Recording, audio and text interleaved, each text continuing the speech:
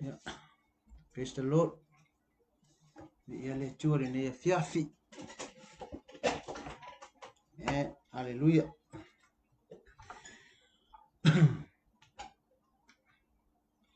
Fatalo fasa le sofman maro Yesu Kristo le tato limo.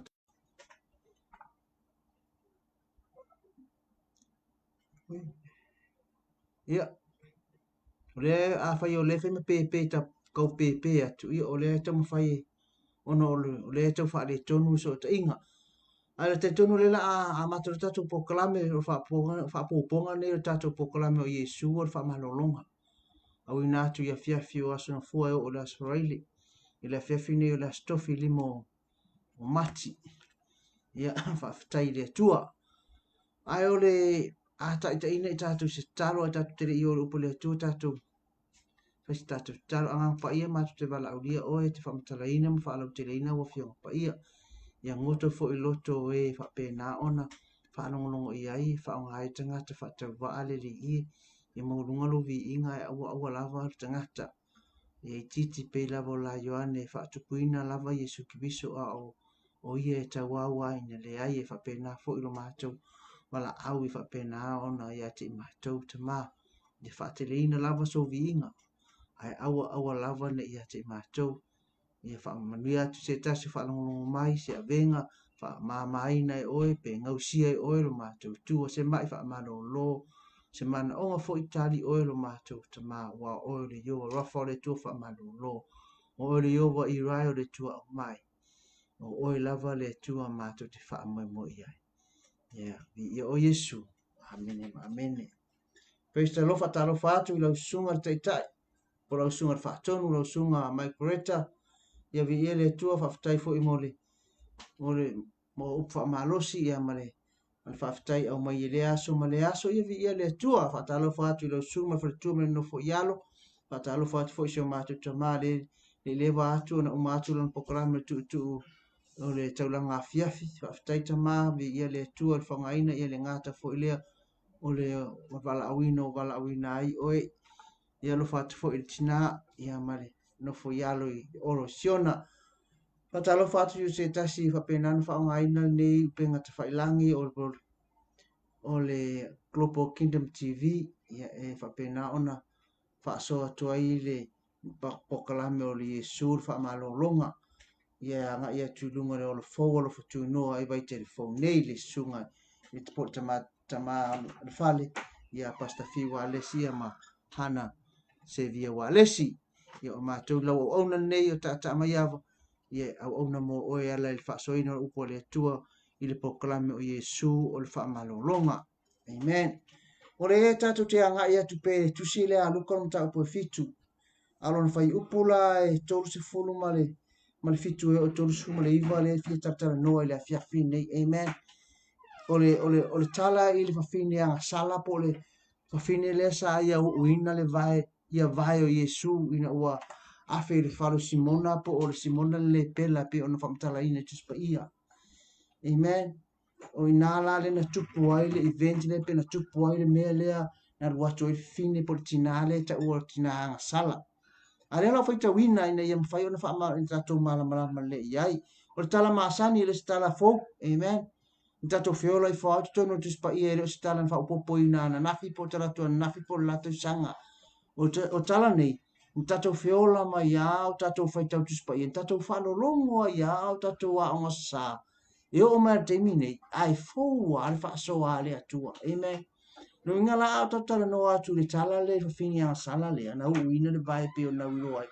o fini na ia uina a o Yesu Kristo e lo sta fo ai pau ala me fo e fo fe au mo moli le nganga o le tua amen mo tangata o ila to we fa no ia i masa ili ai le ngo le afionga pa ia le tua e le fai e se tato poto a o le nganga o le tua e fai ona urufia ma fa amatala ina na fiong pa ia o fiong pa ia le tua lukolom ta upe e fitu a lo na fai upe tolu suma le ono se o tolu suma le iva la o fai tawina o fai mai le tasi o le au farasai o se ila ai mai ia o mali watu o ia le fale o le farasai ona ta oto ai lea o ia e tau mafa au te foi o le fine o le ai o ia o le fine anga sala ua iloa e ia ua ta oto o ia e tau mafa i fale o le farisaio ona au mai ele e ia o le fangu ala pasa ua tumu le sua au umanongi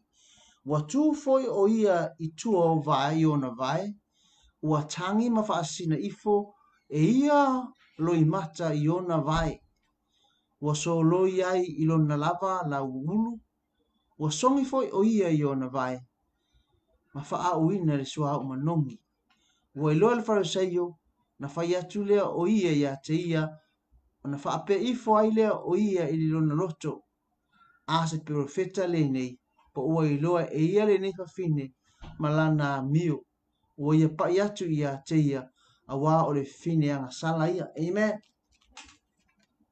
pe ona tau fai atu o le mata o le tala lea i le fafine anga sala e lo se tala fou amen o le tala na tatou a feola mai ama ave tatou ia o sa na tatou whaalongolongo ai le whaamatalaina e nei whai ia o ngā sa latou tau whaamatalaina ia ti tatou whaafangongo amen sa latou whaitauina ma whaamatala whaafangongo ia ti tatou o le mea foi la lea pe e maua i o tatou ma whau tala nei ono awala sa whaangai e nei whai ia o ngalo matutua manai to e ina ia sola ia o ngā aso sa le whaamatala ina o tala ia e maua ala le tala pe o le winga ai o le tala a o fe au e fe launa noa e ma fe susu ia i lea taimi ma lea taimi e tusa ai ma lona foi ma me tupu amen ona e sui a taimi e tu mau le tala ai ai fe au ese whaasoa mai le anganga pa ia e mawhai ona fe soani mo oi fe soani mo amen o le vala aulia ina e o vala aulia e farisaio Yesu la ke ai amen la te tarisua pe la faise la tina amen ma ngai ai o la ngona o le tamaloa e fia mafuta ia Yesu au i le invitation lea na ta pena ia le atua le tina lea pena fai na tuu na ia le avanoa e le liu ai e le atua le fafine lea e fai ma fafine ta ua i le tuspaia amen o le vaai lea a tatou faavavaaiga ia i le tala lea o upu ia e le safiga e lē iloa e tagata e iloa fafine lea e le safine e popular fafine e totono lea ai lea pe a e iloaina le tala i le faiʻuga le faiupu e tolu sefulu le faapea mai le farisaio ana faapea o se perofeta tagata lea na te iloa le fafine lea o le fafine agasala so e le se fafine la e lo so finge kau mata umate mate fine lea o le fine i lo e popular ona o lana mio la mio anga sala ala anga sala le na te faia o le muli lua po le faita anga prostitute o kangaka fo ngale e avelo no tino fa tau ta maloloa ngaluenga le fa fine e lau i lo e tono le ai lea amen ai fa mai a o iai o vala aulia ina la laiva la aulia e Ioani e laiva la aulia e Simona le pela Yesu la te tarisua a o ta pena fo e le anganga po o ta pena fo e le atua le vala aulia ina o le tinalea e toi li liu wailo na ola e li liu mai ai le olanga tuai ai sau e whao ngalo na ola i le fe au mane ngaluenga le atua amen ke longa pe no tata no masange kwa kele yo kako tatu te faita wina tangata yo lato winga po appearance le fa ile tino physical amen e ke va ia kuro e saure tangata e va ia ku pe for tala len fa matala ina e Yesu fa makala Ioane fa me lasa ko baka maka ia o a ngale pau wale mele va ia tu o le pau o le fulu o le pau ka mela lai ofu mai Ioane lo wa amaka ngalako adjustinga le tangata mau o ma tangata mativa pe o lako identify inga le tangata vai ma tangata malosi o le tangata mativa ma tangata mau o pe nga fo le kala le fi e ka malo le wonga identify inga o fa fine le o fa fine anga sala o longa le o i le lo ai o i tu tono le ai le e longa fa fine le ono lana mio i tamalo loa. Amen. Aya ile va ai le fa tangata ele angartina a olo ta pena mai ele atua se fa al tangata le mo fa fine le. Amen. Fa afea nga ko loinga. Na ta pena le kama loa na ta pena le fa sayo mo le tau maftanga. Amen. Ai ka penga mai fa fine tau penga mai lona loto a toa le mea nga ke whaia mo Yesu ke viso. Amen. Ka mai tala tuspa ia whai mai wana nofo lewa waka oko le ai. Ai saura fine tū mai tua. Ka mai ai saura ku mai kua o langa ke uu mai le fangu ala pasa. Ala pasa whai mai o le fangu ala pasa ai o le uu tau tele. Amen. Kako kise kako wa le kike me se kako makala kike ava ai o le fangu ala pasa e le o le ngoanga o le ngore o le utau tele le tutonu o le nato le kerenga va ifo ia ina fa matala mai ile matayo e suma fa fa pe tonu ngai ka ngo mai ai a o le ngoa le fangu le ke o le suau le kokong o le ka o le nato o le suau o le nato tau tele nato a o le fangu le ke o kokong suau le o le alapasa, o le whamai o le maa pae e angata. Ai ku e ko kongu sua o lea, nga ke kau fio fia le man manong e sua o lea, o kai mire whaonga e whangu lea, whamai ka kae ai.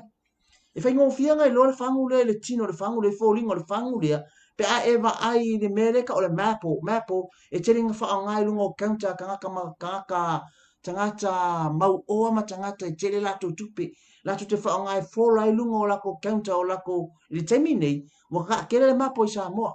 La e tele i whale au e whae e lunga o kaunta so whale o le au milo ngea me au mau tere lato tupe, le ngata po leo e kewe kongo o toilet tulou. A ole mea lea, nga whaonga e whae e le whangule e whainga tā o ngā kae. E ka hauwhi e ko kongo, ko so lea o ngā o le whangule ta o le whangu ala pasa. E te ua isi sua hau manongi po se mea e taua. E aua na i whaingo fie o na whaaleanga ina pe sola longa manongi pe yo le whangule ala pasa po le uule ta o le uule nato tau tele. Amen. A le uule le ko kongo. I te tonu le whangule ala pasa. O le uu tau tele po le nato tau tele. O le nato o le la au e maua i keringa maua. O le nato o le sua au le wha maitala ava ai ei. O le wha o sua au e au mai ei kupito. A le la au lea wha mai e tele te tono in tia.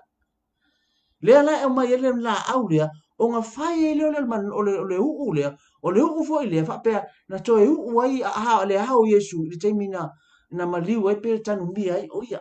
Amen. Ai o whina la lea. O le nato lea po le utau tele lea. E tusalo na tau ma le tolu se laute nari. Tolu se laute nari i le tūma lea ngā nuu ia. E tusa lea ma le tausanga a toa o whaingaluenga. E le tangata whaingaluenga mamafa po le leipa. Mana tua fo le tūma ngā tangata ia. Tasi te nari le aso te tongi o tangata whaingaluenga.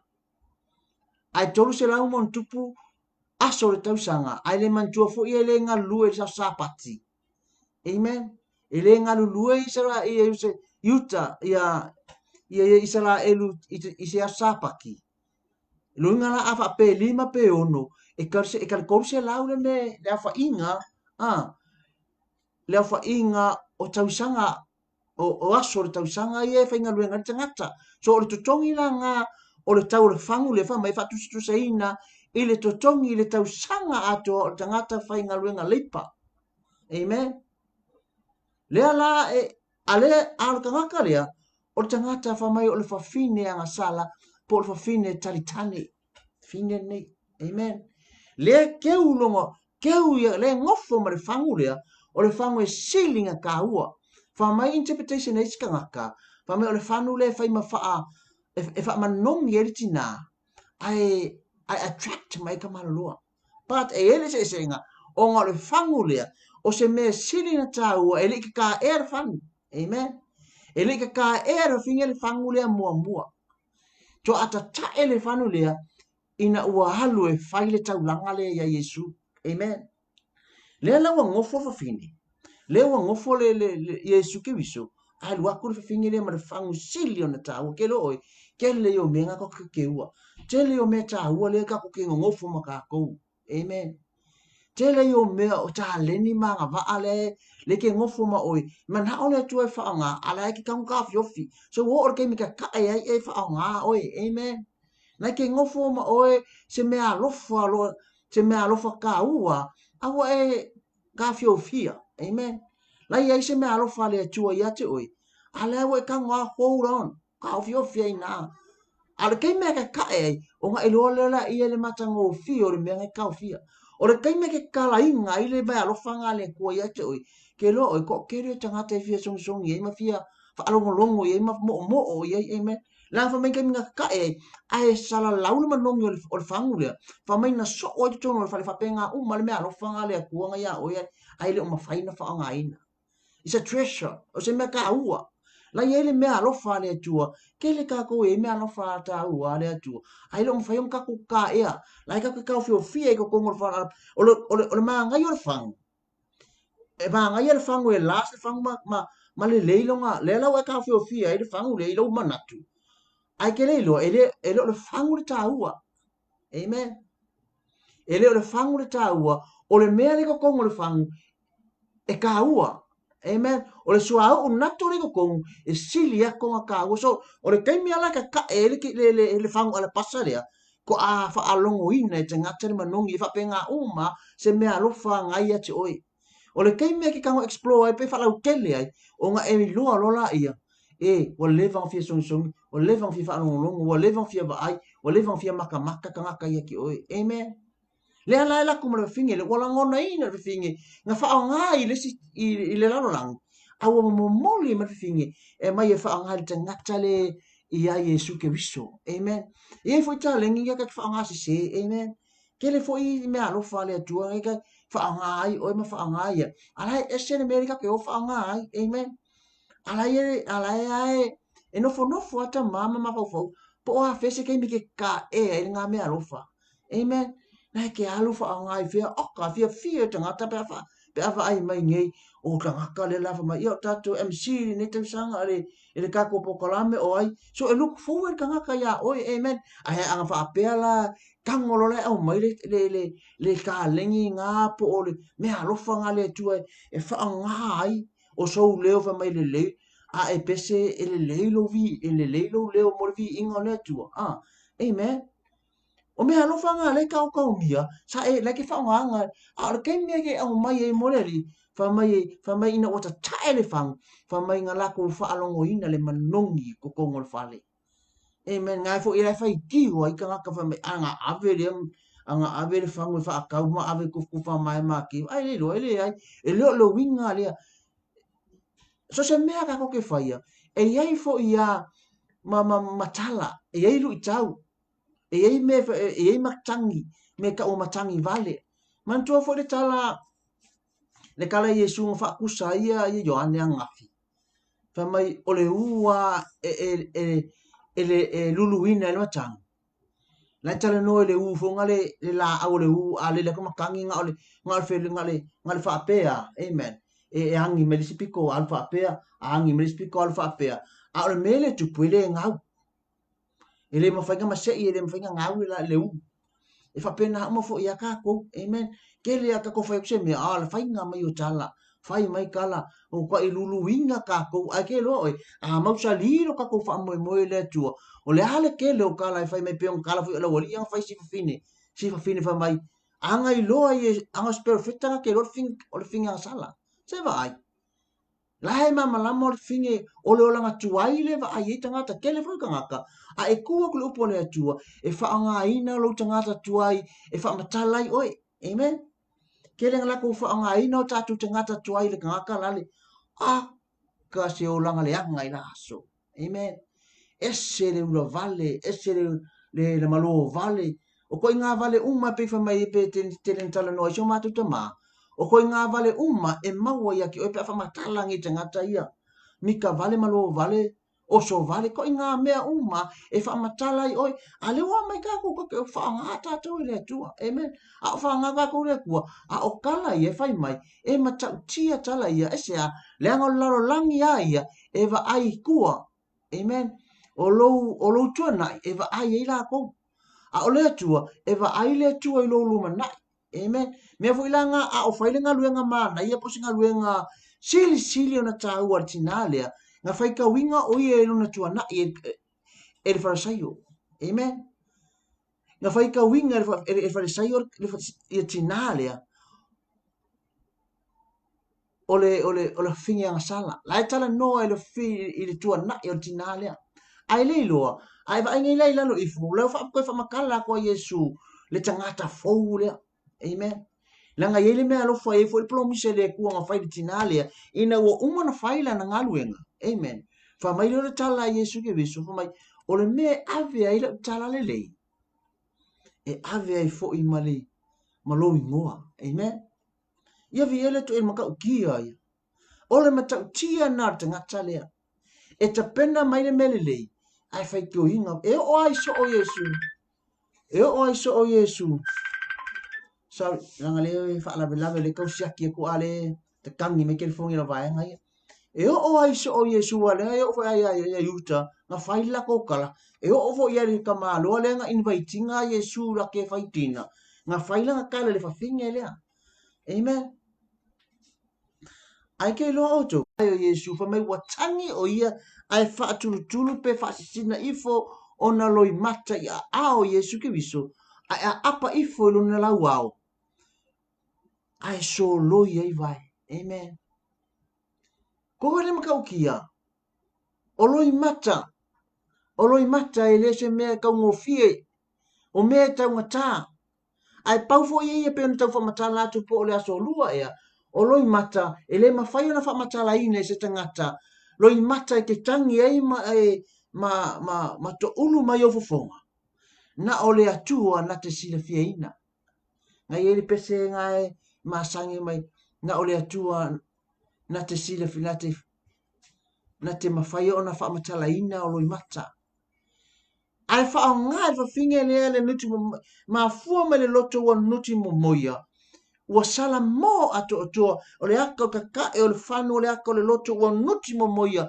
ua sala mo mai me le anga maanga sala ai fuli tua i le anga ai fo i le li e faita ulanga i lona soifua i le atua o mea sili ana kāua i lona tangata o molo i maka o tangata langa lefa me kako Samoa ka e iwo te tunga wa Samoa a malingi o i maka o makua e lua me o ia te oe le akali i mana fine.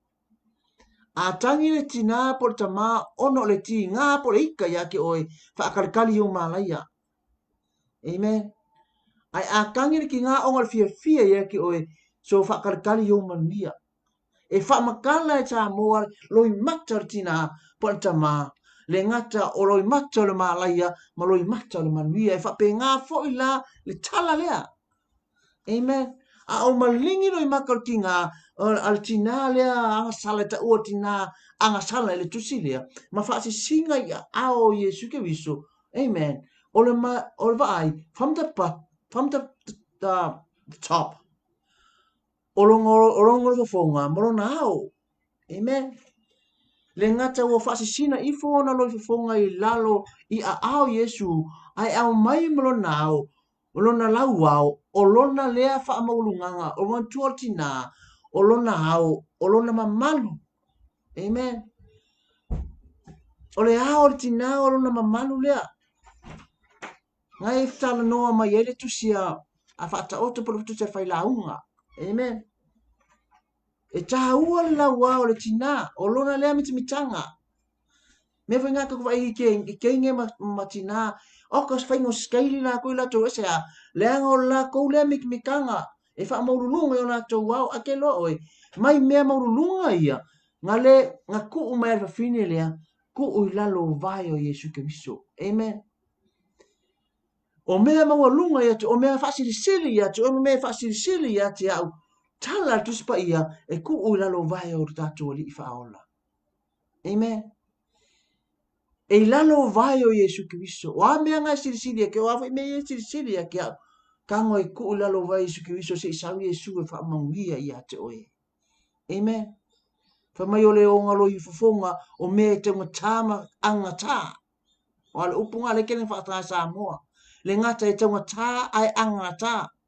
Very expensive. Kai pay for ya o le kala o le fangu le fangu ka. Fangu le fangu natu tau tele angata. E le maua kongo Israelu e mai o e kupito. Le alawa ko a whainga i ko kongo Israelu. E whaongai, e whaongai Israelu. E whai ia tū maanga whaasauninga. Amen. A o le fangu le mai e au mai e kupito. A e mai la au le nato mai intia. Longo inga nga mai la ia whai ai le manongi lea. Le u o e fo iulu o whastaulanga.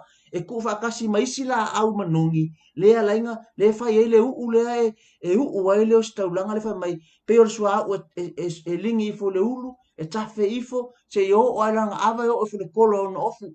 Ai whai mai, ona so o e le whale le manongi. E iai ma le nato te tono o me manongi e wha manongi e le u lea. Amen. A o le whangu lea pe tala noa atu ai, o le whangu tau ngata. E tau ngata mea umarenga whaanga tina lea, ai e whai e tina, ave ku la lo vai o Yesu Kristo. Amen. Ia vi ia le atua. Vi ia le atua. Ke lo mea ngai whasiri atu oi. Me whasiri ake wangi mea o ta ua ia atu oi. Wafongi mea o ka ua ia ke. So e mo mia nga ku ua ila. Wangi mea ngau whasiri ue e manatu e siri aku ia i oi. Wa siri ai oi. Amen. Ke lo tala tu spa ia. Pa mai wha peo na mamao le langi ma le langi. E wha peo na vava mamao luma natu. Ma le fina ngalo le atua. O kako nga o lalo nga o lalo le langi me ke wa ai ai. A o lo atua o lo of mai lo of fio le langi. O le vala le o le lalo langi ma le langi. I le mawhai e le ai ma se me ke i lo. Amen. Ngaka i ngale ka ko nga o lalo langi. A o mea uma le sa uma le langi tau le lalo langi. Mea umanga e sila fia le atua. Amen.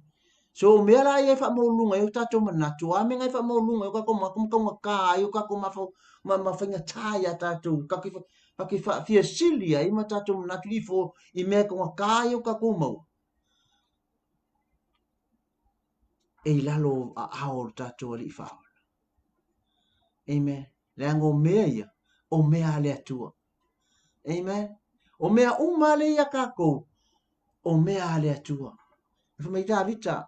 Me lo langi me tu mo yo yo va ia fa mai yo kisau le lava ko ko fo ile lava o a me nga ya ke o me le ke o me ale akua le ka ka le fa ngal pasa le fa ngu nato le nga ko ka kele le ele ku o le fi nga ia fa nga ai nga la lo yesu ko ai se wo o le kai me ka pen nga ilo no le le tu amen ake lo oi le fa nga ai no lo tanga tela fo le fa nga ai no lo tanga tu o te mi tato te fa ave mo le tu o angi me ka kanga ia te o afo i me ka kanga ia te o afo i me o ka ko fa mo lungai tu la lo vai o how Yesu Kristo amen na fa me ke ele tu ye fa mo lungai ku yo ku no na nganga ye fa mo la lalo amen so ka fa mo lalo la e ku i fo ele tu lo nganga amen ke o finge ele nga ele ia la ku mo so lo to fa mo lunga nga alu e fa ile ka ulanga le ya ao Yesu Kristo nga alu ma lo ngoro no ti mo moya ma le runga loko sala mo ma ya na nga sala. Amen. O le fesiri, o aile fingire. O aile ngor fingire. O aile ngor fingi nga sala. Amen. Luka lung tau pa suma tasir fai mo mo ma lua nga ka o koma tanga tari. Amen. Sika koko ke makamakala fa me Yesu ke biso. O le me ave la tala le. E ave mo inga uma fai ka ulanga le ele mulu inga male fulu male ifoina male ifoino le hao o tinale o loi fa me ka la Yesu ko e fai e o le me ave ai le tala le e ava ko e malo mo ya no ta besu mal ta se fa ko lua mo male lua le la a fa ta wa tunga ko lo tanga tele ka ko ta no ai e ha nga fo ilanga kele a tato i ka ko kele po ai le tanga tele amen o le fini ngar ka o le fini nga sala le ia e ka ko kele nga ko le loinga ale ngai ta oto le luka ma Yohane mta ko suma tas mo mua ma le lua le ra foi tawina sa mai le tas tangata o la salo le Petania ole aya Maria mo na uso Mareta fai po lua o Maria fo ile na u le ali i le u manongi wa solo yo na vai i lona laulu wa mai lona tuangani o la salo amen ko fa longo fai pulo na lua o Maria fo ile na u le ali i le u manongi wa solo i fo i ona vai i lona laulu wa mai lona tuangani o la salo amen o le ngoa la le fine anga sala le o Maria o le uso Mareta a o la ko ngange la salo lenga maliu lenga oki lenga fai o le fale la lia o Petania o le ai fo ila le fai le nga ai el fara sai o le mai Yesu Kristo le fai el tau langa le finge le po fai el sau ninga le fine le ile u wino vai Yesu Kristo yo na la fonga mal fanga al pas al pas tau tau te o le ai o Petania a o le no le tinalea o Maria malona uso o Mareta ma le latua ngani o la salo foi ngai lenga ngauki anu fe au ya Yesu sau o maliu ma ko ang e sau Yesu la sofa amen fa mai anga e ngei ele oki ma ko ang e fa mai o fela ye e fu ngoki ha mo oki fa so kalu mo mangongi ele se ko fa song song e ko fa mai ifo mala au Yesu kala bala au Yesu le la salo kulai mai sau lona tua fa fine lea o Maria o ia le na faia le ngaluenga le tala no ai Luka amen na foi tala no mai le Mareko amen Mareko sumar falu fai po tolu ngai foi tala no ai Mareko nga le tinale o Maria le sa o le timing fa mai wa o maliu Yesu ke bisolenga ko o ave me manongi ile tunga mau ai akule ai aku le se Yesu le fa pe me tala o Maria le tina Yesu ma Maria ma Mareta Salome tingaia ngoia le yei ma tina le fa pe Yesu ke viso mai o le me ave yei la tala le e avaku yei malo inoa e ave ya mari ngor fine o ile ngor fine Maria ele o Maria le tina Yesu a o Maria le maketara o ia lea po le uso Mareta lea nga faia le ngā luenga lea i vai o Yesu ke viso so se mea la tala no ina ili toi tu o Yesu ke viso e mau ai ma le ingoa te ngata nei o Maria amen ke lo o ela ele ki kikire mea lea ele kikir kaulanga lea nga fai le tina lea na fai fa mai Yesu fa mai wo faia le tina le mea nei e fai ma fa ato muanga o lo maliu ua mo mua ai le i maliu ai mana tua foi oto o ngaluenga le fai ile tangata oti a maliu le tinga le tangata a maliu le tangata ona a mai le manongi ua ai le tino ile i sauninga nga fa iutaia e a mai le manongi a maliu le tangata o nga mai le ua o le nga le le e ka ofio fiere tino ia vave ile vave ona pala pe vave ona manongi amen o le la le ale nga a fa mai Yesu o le wa fai le tina e fai ma fa ato muanga o lo maliu le wa ka o Yesu ke viso pe fai lo Yesu ke viso e ai le tai me maliu ai le maliu la wa umanga fai le me le ta o le fa unga e ai le tengata maliu e ta fofi mai ai o ia mai le manongi ia po le vave ona pala o le tino ai le i fai ona sauninga ono le tuma le anga nu ia ka le kolu aso e tu o lunga tangata maliu i lunga o le fonga ele e whaloa waka kaua levan kaua kangu ona taitonunga ua manongi lea e kala ia la salo le la ko Yesu a whamaiti ia Maria Mareta anga ingei ele oki alanga wa wha aso longo winga o temingei ua manongi ni kama la me la koe whai le koe se mea ke loa oi mai le ai sa wha moe ro sa vali me te ngata o lo iai lo ni wha moe amen no ainga mai le anga sala le ka ko ngofai mai lo le anga le iai a e sala mo fa maongi lo ma e liu mai le tua e whaanga o le tua e tala i lon tala lei.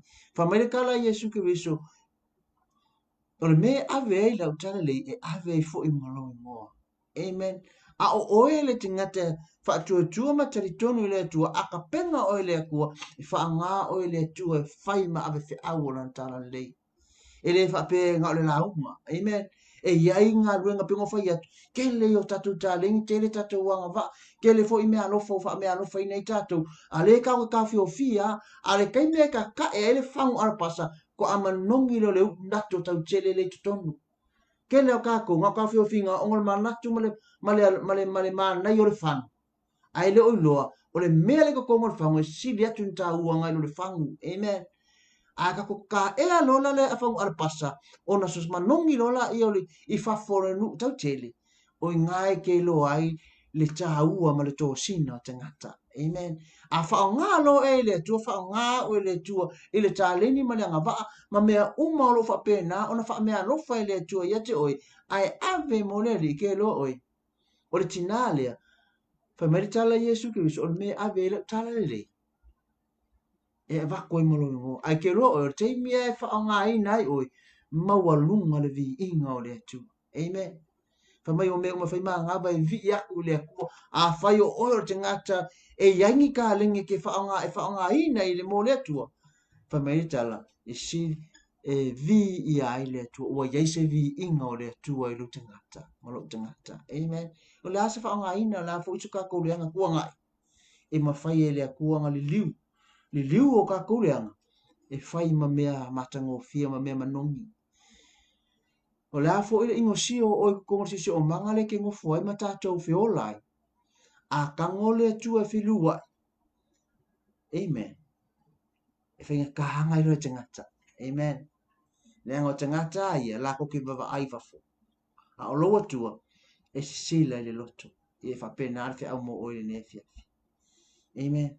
Ti ngang kau kele, ti nang kau kele kau ngakale whang nato, ngako kau kele, kau ngaka loi mata, ifo ma le ulu o longa lea wha ma ulu nganga, ai ku ila lo vai Yesu, o mana onga ngā mo oi la fia whine. Wangi meo kau ngaka, wangi meo whakako ke wha sili sili o tato manatu, kako ku o ya Yesu Kiriso, ave ila lo ao Yesu Kiriso, ai se isau Yesu e se I wha sisi I lunga oi, se I wha tu lai oi, se I wha o ngā oi, se I a vatu manuia I ate oi. Amen. Ia vi ele tu te lori wa aswa soa na le tu la, alo wha tu le tu wha manuia atu le tu la fo I se fe au, moli moli ne fiafi, le anganga o le tu wha au atu I ate oi, ia pae mei fo I ate. Peo neti na, a o I tu tonu le whare le tau sama ang, nai loa I eio na ila, nai loa tangata o na ila. Amen. Ai le avea ila ia nga kao fia ai se mele lei na ia whaia mole li, ona olona mana, ona olona roto, ua nuti momoia, ua fia whao ngā mole atua. Amen.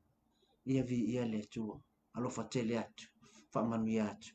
Vi ia oilo mātou te mā, vi ia oilo mātou tua, whaftaia nganga pa ia, I lofe so soani, ma loa lofa, I lau wha soa nei a fiafi wha o ngā ina o penga te whailangi ma nei ala I nei mawhai o na mātou wha soa aia ua whiong pa ia o oe lava ngā pa ia na e whaia na ngā luenga. Wha ma ngalo fo I mātou le tua. Te a whai e ini mea mātou te le tonu ai ma le sao sao ai. A o oe lava lo mātou nganga pa ia o oe lava o la mātou whisoso ni siri. Pa I mai pa I atu, pa ifo. I se loto le nā e whaanongolongo le nea fiafi. Vi ia o Yesu, whaafitai nganga pa ia, whaafitai tama, amene ma amene.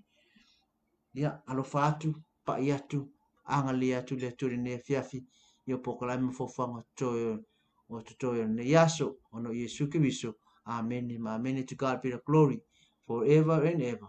Amen, amen.